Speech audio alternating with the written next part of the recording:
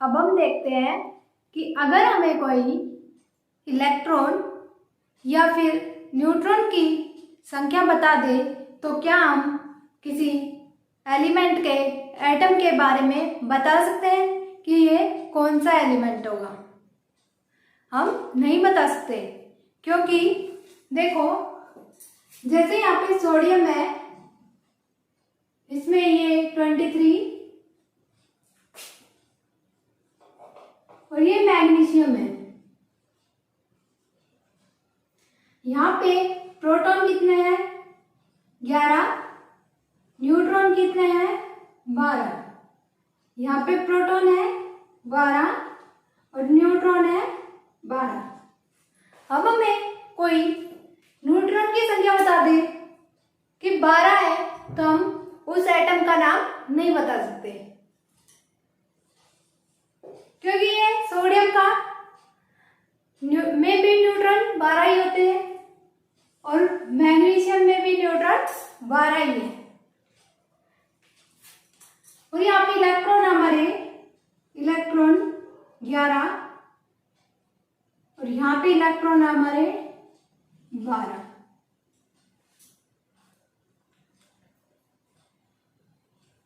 Normal state में proton और electron equal होते हैं, लेकिन अगर यहाँ पे Na प्लस कर दे या +1 या प्लस लिख दो यहाँ पे, अगर हमें इसका Na प्लस कर दे तो फिर इसमें न्यूट्रॉन कितने हो गए? 12। प्रोटॉन है 11 और इलेक्ट्रॉन कितने हो गए?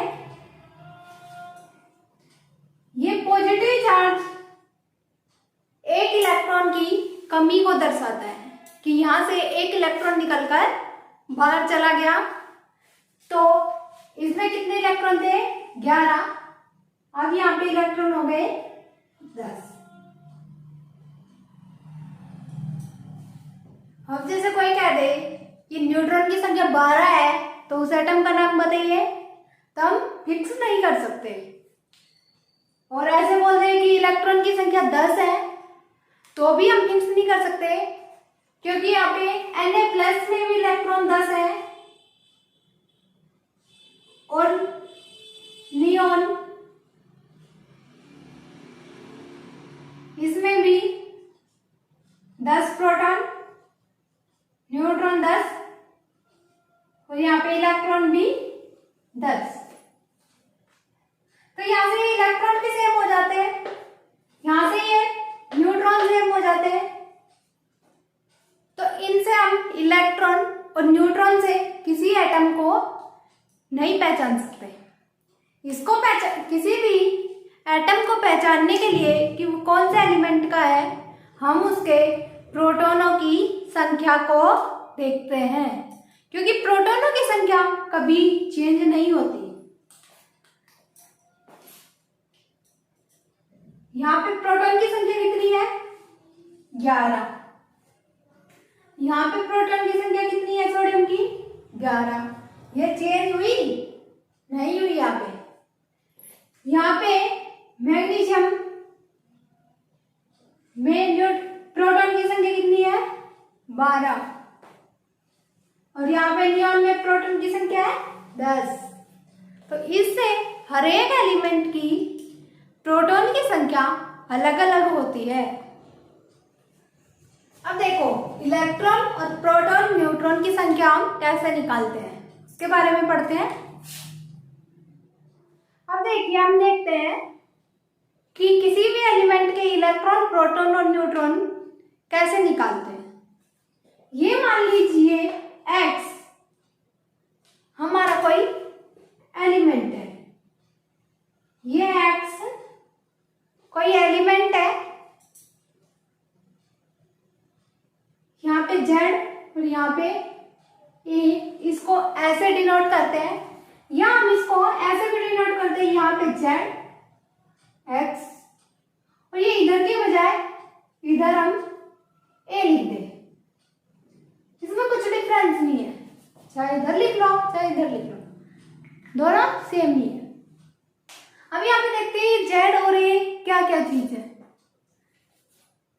यहाँ पे ए है हमारा मास नंबर, ओके, और ये जेड है हमारा एटॉमिक नंबर या फिर नंबर ऑफ प्रोटॉन, क्योंकि अभी हमने बताया था कि जितने प्रोटॉन होते हैं उतना ही उसका एटॉमिक नंबर होता है, और नंबर ऑफ प्रोटॉन से ही उस एटम की पहचान की जाती है। तो ये एटॉमिक नंबर हो गया जेड और number of proton. Normal state में जैसे ये एलिमेंट है, अब नॉर्मल स्टेट में है मतलब यहाँ पे ना तो प्लस का चार्ज है और ना माइनस का कोई चार्ज नहीं है। यहाँ पे जब ये निरावेशित अवस्था में होता है तो ये number of proton is equal to number of electron.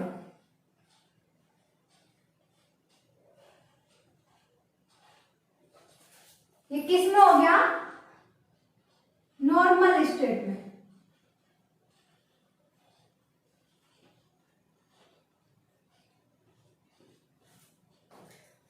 और जब चार्ज स्टेट आएगी, जैसे यहाँ पे प्लस चार्ज आया,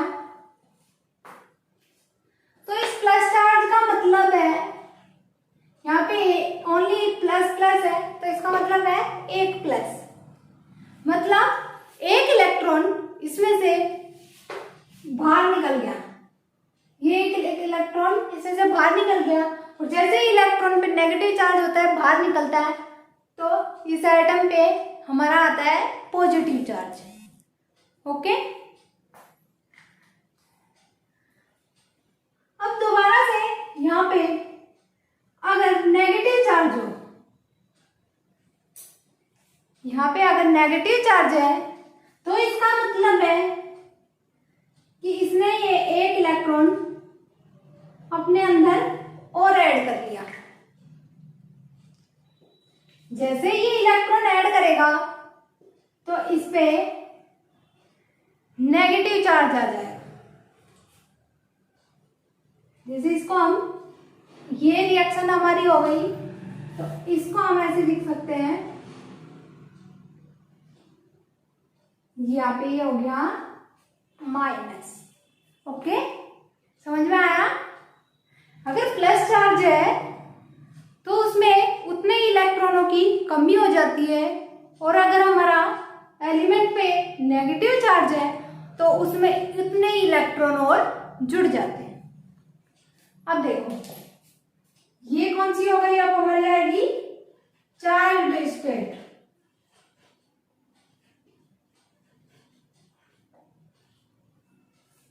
ठीक है, अब यहाँ पे मान लीजिए नेगेटिव चार्ज स्टेट है।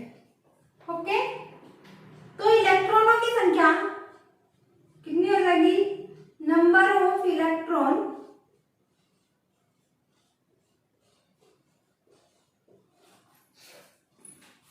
Is equal to number of proton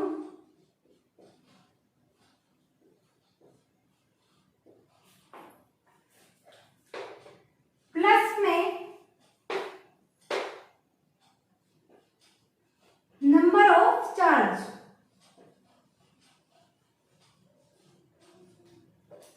कितना चार्ज है?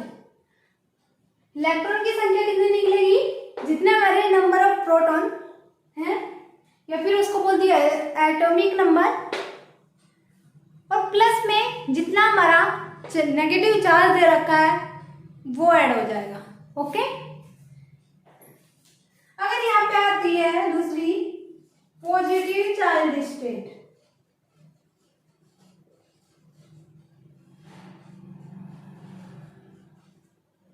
ये पॉजिटिव चार्ज स्टेट आई, तो यहाँ पे कैसे आएगा? नंबर ऑफ इलेक्ट्रॉन, यहाँ पे ये माइनस लिख सकते हैं इलेक्ट्रॉन की जगह, तो ये कितना हो जाएगा? नंबर ऑफ प्रोटॉन, इसको हम P+ लिख देते हैं, या फिर लिख लीजिए प्रोटॉन और यहाँ पे हो जाएगा माइनस नंबर ऑफ चार्ज।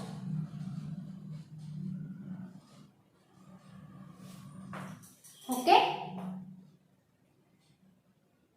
यहां से हम ऐसे निकाल सकते हैं, निकालना बता दिया कैसे निकालते हैं। जितना एटॉमिक नंबर होगा, जितने प्रोटॉन होंगे उतने ही हमारे इलेक्ट्रॉन होंगे, नॉर्मल स्टेट में। ठीक है, अब यहां से दूसरा आता है हमारा न्यूट्रॉन, क्योंकि हमने यही तो पढ़ा था कि एटम में 3 पार्टिकल होते हैं, इलेक्ट्रॉन, प्रोटॉन और न्यूट्रॉन। ठीक है, तो वो होता है हमारा n is equal to a minus Z. ऐसे निकालते हैं। ये हो गया हमारा नंबर ऑफ न्यूट्रॉन। अब ये देखिए नंबर ऑफ न्यूट्रॉन आया कहां से?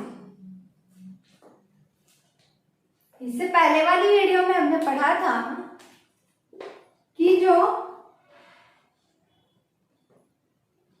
न्यूट्रॉन मास होता है और लगभग इक्वल टू होता है proton mass is equal to 1.67 10 raised to power minus 27 kg। Okay, और यहाँ पे इलेक्ट्रॉन का मास पढ़ा था हमने 9.1 into 10 raised to power minus 31 kg। ये हमने मास पढ़े थे कि न्यूट्रॉन का मास होता है वो लगभग प्रोटॉन के मास के इक्वल होता है, और वो हमारा होता है 1.67 into 10 raised to power minus 27 kg। और यहाँ पे इलेक्ट्रॉन का मास होता है 9.1 into 10 raised to power minus 31 kg। अब देखो इसके कंपैरिजन में ये मास ज्यादा है, और हम बोल सकते हैं कि ये मास इसके कंपैरिजन में बहुत ज्यादा है। इसलिए किसी भी एटम में यही था, यहाँ पे प्लस चार्ज मतलब प्रोटॉन, ये इलेक्ट्रॉन थे, और यहाँ पे इधर न्यूट्रॉन। ओके, तो ये जब इलेक्ट्रॉन का चार्ज नेग्लिजिबल मान सकते हैं क्योंकि इससे बहुत कम है, ये नेग्लिजिबल हो गया, तो बचा किसके कारण मास इसमें? Neutron plus proton. ओके, तब देखो इसका मास, ये मास नंबर ही तो था, ये नंबर ऑफ मास किसके नंबर के इक्वल हो गया? Number of neutron plus number of proton. Okay,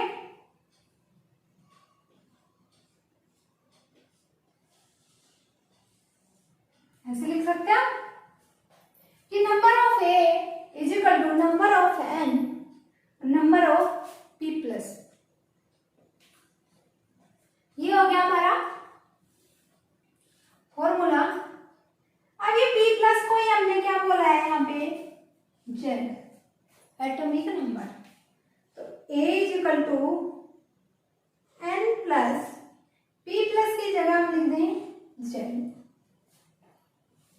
और यहां से इक्वेशन सॉल्व करो, एन की वैल्यू आएगी ए माइनस जेड। यही इक्वेशन थी हमारी, ये इक्वेशन आ गई। तो यहां से हम ऐसे निकाल लेते हैं न्यूट्रॉन की वैल्यू, ए में से जेड को घटा दीजिए, न्यूट्रॉन की वैल्यू आ जाएगी, और प्रोटॉन और इलेक्ट्रॉन की वैल्यू हम इधर से जेड से निकाल सकते हैं। अब देखो ये तो सीख लिया।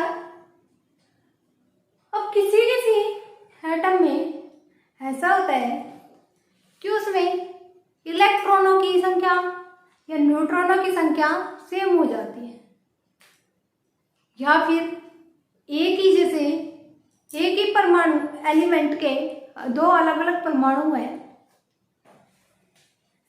जैसे ये एक एलिमेंट मान लीजिए ए, तो इसका ये भी एलिमेंट का एटम हो गया और ये भी एलिमेंट ए का एटम हो गया। अब इसमें जब दो एलिमेंट एक है तो प्रोटॉन भी एक ही होगा, सेम होगा। यहाँ पे मान लीजिए ए ही है प्रोटॉन, ओके। ये ए हमारा मान लीजिए एटॉमिक नंबर, तो यहाँ पे प्रोटॉन भी क्या आ गया, ए। लेकिन ऐसा होता है कि यहाँ पे ये न्यूट्रॉन है, सॉरी यहाँ पे इलेक्ट्रॉन आएगा, यहाँ पे न्यूट्रॉन है, उसकी वैल्यू यहाँ पे मान लीजिए 8 है, यहाँ पे मान लीजिए 2 है, ओके। अभी जब ये न्यूट्रॉन की वैल्यू अलग अलग होगी तो इसके कुछ गुण भी अलग अलग होंगे, ये अलग अलग गुण दर्शाते हैं। तो ऐसे कुछ परिभाषा दी गई कि ये अलग अलग गुण क्यों दर्शाते हैं, उनके लिए कुछ परिभाषा है, वो हमारे आती है। एक आइसोबार, एक आइसोटोप, आइसोटोन, आइसो इलेक्ट्रॉनिक, आइसोप्रोटॉनिक, ये सब आती है। तो इनके बारे में हम एक एक के बारे में पढ़ेंगे। पहला आता है हमारा समस्थानिक, जिसको इंग्लिश में कहते हैं आइसोटोप।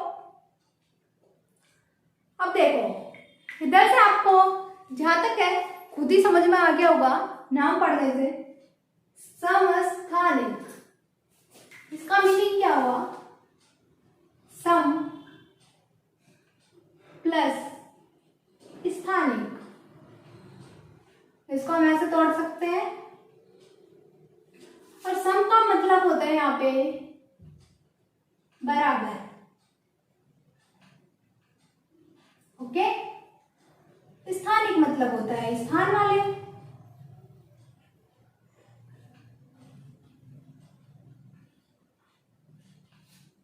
ओके।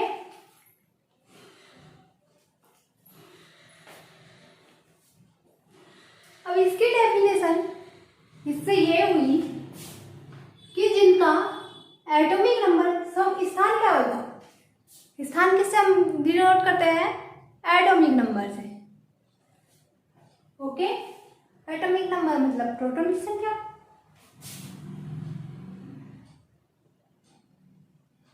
ऐसे अणु या ऐसे परमाणु, ऐसे परमाणु जिनके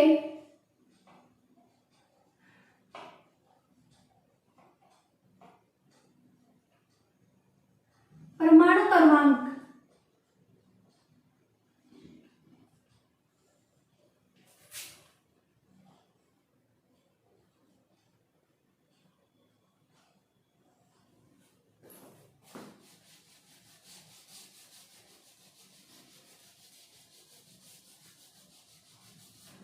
यह इसको कहते हैं एटॉमिक नंबर।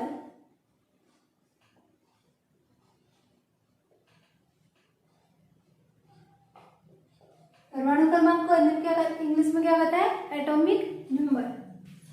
परमाणु क्रमांक बराबर हो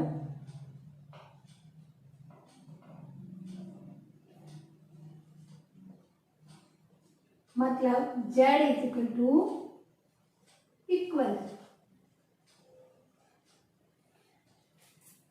Z का मान क्या हो, इक्वल हो।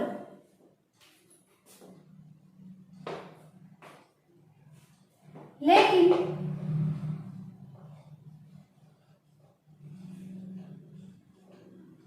द्रव्यमान संख्या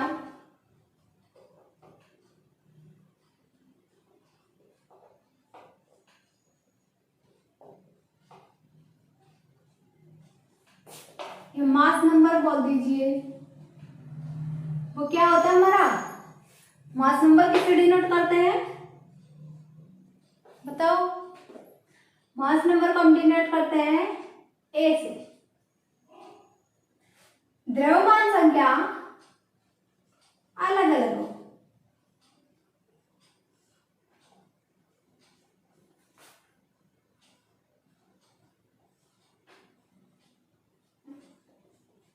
अब देखो इसके एग्जांपल से समझते हैं। एक हमारा हो गया 1H1, एक हो गया हमारा 1H2, एक हो गया हमारा 1H3। तीन हमारे एटम हो गए। और ये एटम एलिमेंट कैसे दिख रहा है हमारा? एलिमेंट क्या हमारे यहाँ पे? हाइड्रोजन। तीनों हाइड्रोजन के ही एटम है। अब यहां से निकालिए प्रोटॉन क्या हो गया यहाँ पे? Atomic number 1।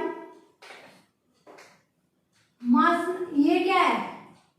ए हो गया, ये हो गया जेड। ओके, यहाँ पे ए है 1।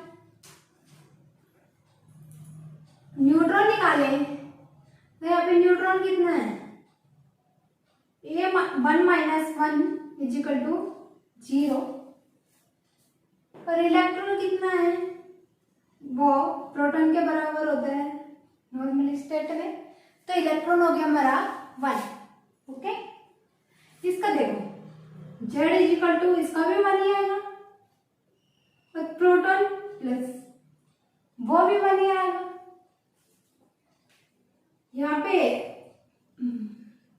मास नंबर क्या है? 2। ये वाला 2 हो गया। अब न्यूट्रॉन निकालेंगे तो A माइनस पी या A माइनस जेड। तो न्यूट्रॉन यहां से निकलेगा 1 आया। और इलेक्ट्रॉन तो हमारा प्रोटॉन के बराबर ही होता है तो वो 1 ही होगा। ओके, इसमें देखिए Z is equal to 1, proton is equal to 1, A is equal to 3। तो यहाँ पे न्यूट्रॉन की वैल्यू कितनी आई? कितनी आई? 3 माइनस 1 इजिकल टू 2। यहाँ पे इलेक्ट्रॉन कितना है? कितना आएगा? जितने प्रोटॉन होंगे उतने ही इलेक्ट्रॉन आएंगे। तो इलेक्ट्रॉन यहाँ पे कितने होंगे? 1। ओके, अब देखो ये प्रोटॉन इसमें भी एक ही है, इसमें भी एक ही है और इसमें भी एक ही है। तो ये तीनों एक ही एलिमेंट के अलग अलग एटम है। ओके, यहाँ पे न्यूट्रॉन की वैल्यू में चेंज है। ओके, न्यूट्रॉन वैल्यू 0 है तो इसका मास नंबर भी कुछ नहीं बढ़ेगा। कि मास नंबर कहां से बढ़ेगा? मास नंबर क्या होता है? Number of proton plus number of neutron. और ये हमारा नंबर ऑफ प्रोटॉन तो है, लेकिन यहाँ पे नंबर ऑफ न्यूट्रॉन तो 0 ही है। तो यहाँ पे मास नंबर बढ़ेगा कहां से? यहाँ पे नंबर ऑफ प्रोटॉन की इक्वल ही तो हो जाएगा। तो ये मास नंबर कितना हो गया? 1 ही आ गया। अब दूसरे में प्रोटॉन तो 1 और न्यूट्रॉन भी 1 न्यूट्रॉन एक्स्ट्रा हो गया। तो एक्स्ट्रा हो गया तो मास में दोनों ऐड हो जाएंगे, प्रोटॉन और न्यूट्रॉन। तो मास नंबर कितना आएगा? 2। तीसरे में क्या है? प्रोटॉन तो 1 ही है और इलेक्ट्रॉन भी 1 है। न्यूट्रॉन बड़ा है ना, तो न्यूट्रॉन कितना बढ़ गया? 2। और 2 की वजह से मास नंबर कितना हो गया? 3। अब इनके प्रोटॉन सेम है, न्यूट्रॉन अलग है और ए का मास नंबर अलग अलग है। इसलिए ये एक ही तत्व के या एलिमेंट के एटम हैं, लेकिन इनकी प्रॉपर्टीज अलग अलग हो जाती है क्योंकि इनमें न्यूट्रॉन की संख्या अलग अलग होती है। ठीक है, इसको हम ऐसे भी बोल सकते हैं कि प्रोटॉन जब सेम है, एक एलिमेंट है तो उसका प्रोटॉन तो सेम ही रहेगा, बदलेगी क्या? न्यूट्रॉन की संख्या और न्यूट्रॉन की संख्या से किसका मान चेंज हो जाएगा? ए का मान चेंज हो जाएगा। इसलिए हम बोलते हैं कि ऐसे परमाणु जिनके परमाणु क्रमांक मतलब ये Z की संख्या बराबर हो, एक एक है तीनों में, लेकिन द्रव्यमान संख्या A अलग अलग हो, तो उसको हम क्या बोलते हैं? समस्थानिक, आइसोटोप। इसका और एग्जांपल लेते हैं, देखते हैं उससे फिर समझाते हैं। देखिए हम इससे समझते हैं। ये हमारा एक अलग सेट है और ये एक अलग सेट है। इसमें एटम क्या है? C कार्बन दिख रहा है सब में सेम। यहाँ पे 6 6 और 6 तीनों का एटम नंबर सेम है, इसलिए एक ही एलिमेंट के एटम है, ये तो कंफर्म हो गया। तो यहाँ से इनकी सबकी वैल्यू निकालिए। प्रोटॉन की वैल्यू यहाँ से निकली 6, इलेक्ट्रॉन 6, न्यूट्रॉन की वैल्यू कैसे निकालेंगे? यहाँ पे ए की वैल्यू देखिए क्या है? 12। तो यहाँ से न्यूट्रॉन की वैल्यू क्या आ जाएगी? A minus Z is equal to 12 minus 6 is equal to 6। अब यहाँ पे देखिए P प्लस प्रोटॉन की संख्या 6, इलेक्ट्रॉन की संख्या भी 6, A इज इक्वल टू 13, तो N भी क्या हो गया? यहाँ से 13 माइनस 6 इज इक्वल टू 7। यहाँ पे प्रोटॉन 6, इलेक्ट्रॉन भी 6, एटॉमिक नंबर हो गया 14, तो यहाँ से न्यूट्रॉन आ गया हमारा 14 माइनस 6 इज इक्वल टू 8। अब प्रोटॉन की सेम है संख्या, इलेक्ट्रॉन तो सेम होंगे, इससे कुछ लेना देना नहीं है। यहाँ पे ये एटॉमिक, ये मास नंबर है, सॉरी मास नंबर किससे चेंज हुआ? किसकी वजह से? प्रोटॉन तो सब में सेम है, तो चेंज किसकी वजह से हुआ? न्यूट्रॉन की वजह से, क्योंकि यहाँ पे न्यूट्रॉन 6 है, इधर 7 और इधर 8 है। इसलिए इन तीनों एटम के, क्योंकि एक एलिमेंट के एटम है, इसलिए इनके कुछ प्रॉपर्टीज सेम रहेंगी, लेकिन कुछ प्रॉपर्टी चेंज हो जाती है। चेंज होने का रीजन क्या है? यहाँ पे न्यूट्रॉनों की संख्या अलग अलग होती है, या हम बोलते हैं मास नंबर अलग अलग होता है। ठीक है, यहाँ पे ये देख लिए, ये भी आइसोटॉप के ही एग्जांपल है। यहां से देखो सीधा निकालो, प्रोटॉन की संख्या कितनी हो गई? 7, और न्यूट्रॉन की संख्या कितनी हो गई? 13 माइनस 7 6। ओके, यहाँ पे प्रोटॉन कितना हुआ? 7, और न्यूट्रॉन कितना हुआ? 14 माइनस 7 7। यहाँ पे प्रोटॉन हो गया 7, और न्यूट्रॉन कितना हुआ? जल्दी, न्यूट्रॉन हुआ 15 minus 7 is equal to 8। Okay, तो ये भी हमारे जो प्रोटॉन की संख्या सेम होगी और न्यूट्रॉन या मास नंबर अलग अलग होगा, तो उसको हम बोलते हैं आइसोटोप। अब दूसरा हमारा आता है आइसोबर। अब देखिए दूसरे नंबर पे आता है हमारा आइसोबर। आइसोबर को हिंदी में कहते हैं समभारिक। अब इसी वर्ड से देखिए, समभारिक। समभारिक क्या होता है? सम मतलब बराबर, भारिक मतलब भार वाले, जिसका भार बराबर हो, मतलब भार से यहाँ क्या लेते हैं?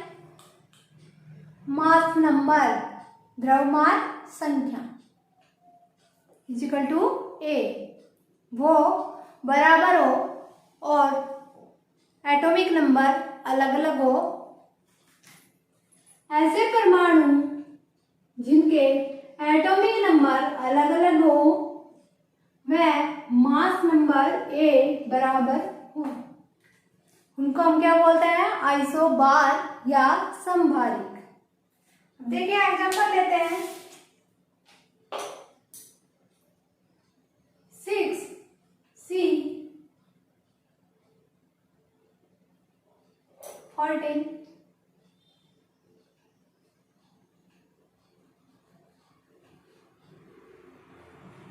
7N14। ठीक है, एक एग्जांपल है। ये दोनों आइसोबार है। देखो ये क्या थी? ए नंबर, मास नंबर ए, तो ये क्या है हमारा? सेम, बिल्कुल सेम है। और ये क्या है हमारा? Z, atomic number. ये एटॉमिक नंबर यहाँ पे 6 है और यहाँ पे 7, दोनों अलग अलग हो गए। तो डेफिनेशन यही है, ऐसे परमाणु जिनके एटॉमिक नंबर अलग अलग हो, यहाँ अलग अलग हो गए, वह मास नंबर बराबर हो। ठीक है, अब देखो इसमें प्रोटॉन की संख्या क्या है? वो अलग अलग मिलेगी 6। जेड क्या है? 6। यहाँ पे प्रोटॉन की संख्या क्या है? 7।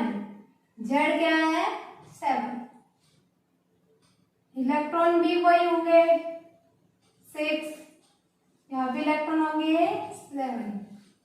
अब आती है बात ए नंबर पे। ए नंबर यहाँ पे दोनों का सेम होगा क्योंकि ये हमारे समभारिक के एग्जाम्पल। तो a = 14 और ये भी a = 14। अब यहाँ से न्यूट्रॉन की वैल्यू निकालो। 14 - 6 कैसे किया? n = a - z। तो 14 - 6 = 8। और यहाँ पे न्यूट्रॉन की वैल्यू क्या आ गई? 14 - 7 = 7। तो ये अलग क्या चीज है? देखिए इनका सेम क्या है? मास नंबर सेम है। ये सेम कैसे हुआ? क्योंकि यहाँ पे प्रोटॉन की संख्या तो अलग अलग थी, लेकिन इसमें न्यूट्रॉन भी अलग अलग जुड़ते हैं, इसलिए मास नंबर की वैल्यू चेंज हो जाती है या बराबर हो जाती है। ठीक है, तो यहाँ पे प्रोटॉन या एटॉमिक नंबर की संख्या अलग अलग होगी और द्रव्यमान संख्या ए का मान सेम होगा। इसका दूसरा एग्जांपल लीजिए। 18 आर्गन, 40 19 ये पोटेशियम, 40 20 कैल्शियम, ये 40। यहां से देखिए Z = P + = 18। यहाँ पे कितना है? 19, यहाँ पे 20 और यहाँ पे A की वैल्यू कितनी है? 40, ये भी 40, ये भी 40। सबका A की वैल्यू सेम हो गई, तो प्रोटॉन की संख्या अलग अलग हो गई। यही हमारी डेफिनेशन है। ओके, ये हुआ हमारा आइसोबार। अब आता है हमारा आइसो इलेक्ट्रॉनिक। अब आता है हमारा सम इलेक्ट्रॉनिक। क्या आता है? सम इलेक्ट्रॉनिक। इसको बोलते हैं आइसो इलेक्ट्रिक या इसको आइसो इलेक्ट्रॉनिक भी बोल देते हैं। ओके, सम इलेक्ट्रॉनिक से देखिए, सम मतलब बराबर वही, और इलेक्ट्रॉनिक मतलब जिसमें इलेक्ट्रॉन की संख्या बराबर हो। तो हमारी डेफिनेशन हो गई, ऐसे परमाणु या आयन जिनमें इलेक्ट्रॉनों की संख्या कैसी हो? बराबर। इसमें सिर्फ इलेक्ट्रॉनों की संख्या देखते हैं और कुछ भी नहीं देखते। तो देखिए इसके एग्जाम्पल क्या है, 6C13, 6C15, और ये समस्थानिक की तरह भी व्यवहार करते हैं। ओके, क्योंकि इलेक्ट्रॉन की संख्या तो इनमें सेम ही हो जाएगी, बस भार चेंज हो जाएगा। तो अब देखिए एग्जाम्पल, इधर से निकालिए, प्रोटॉन की संख्या क्या हो गई, Z is equal to proton is equal to यहाँ पे 6, और इलेक्ट्रॉन की संख्या क्या हो गई, इलेक्ट्रॉन की संख्या भी 6। यहाँ पे देखिए इलेक्ट्रॉन की, प्रोटॉन की संख्या कितनी हो गई, ये 6।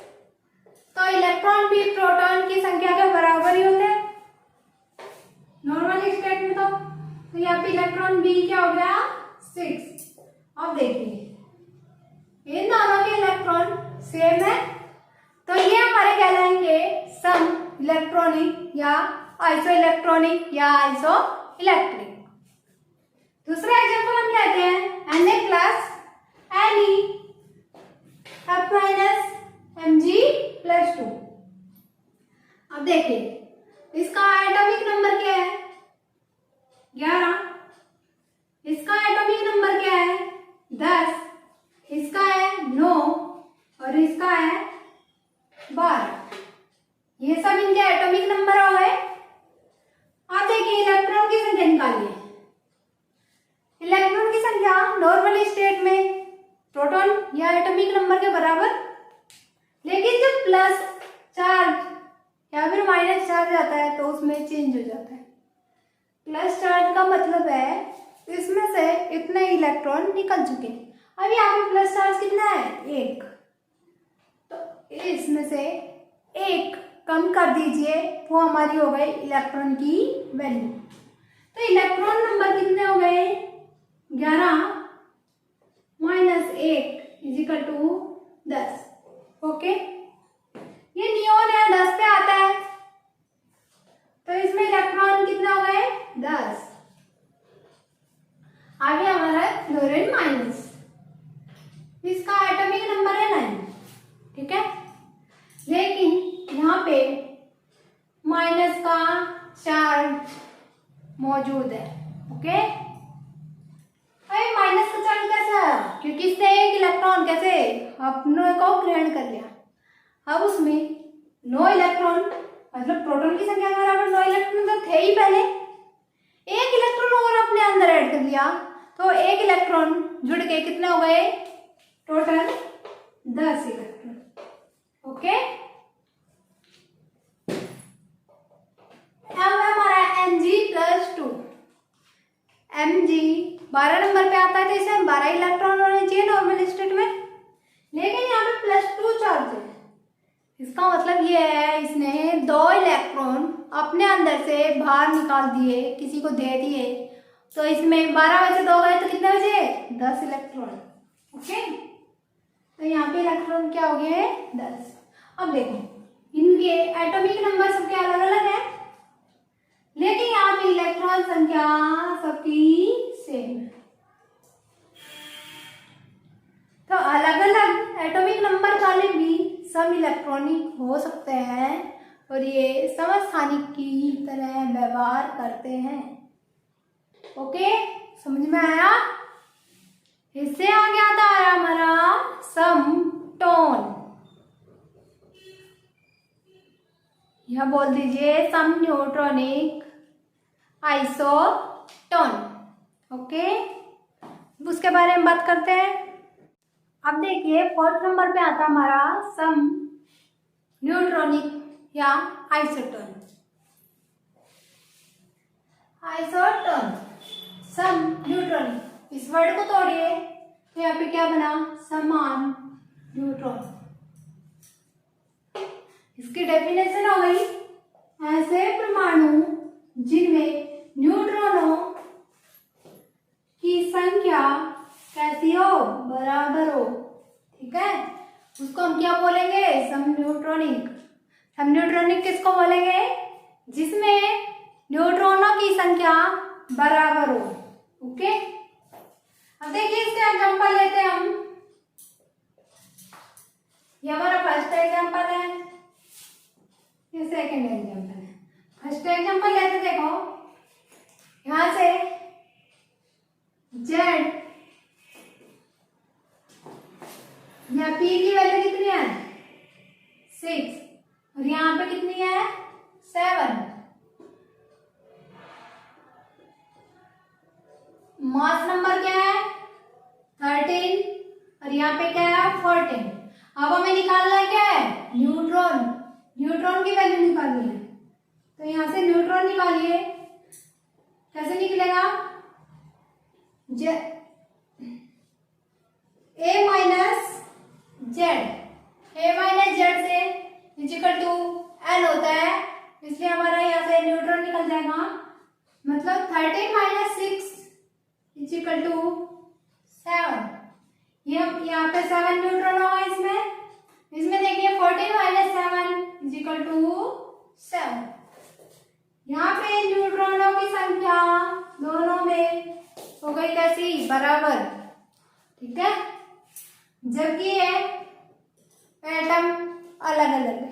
ओके, और एलिमेंट भी यहाँ पे अलग अलग है, लेकिन यहाँ पे सिर्फ न्यूट्रॉन की वैल्यू देखी जाती है। ये कैसे एटम कहलाएंगे? सम न्यूट्रॉनिक या आइसोटोन।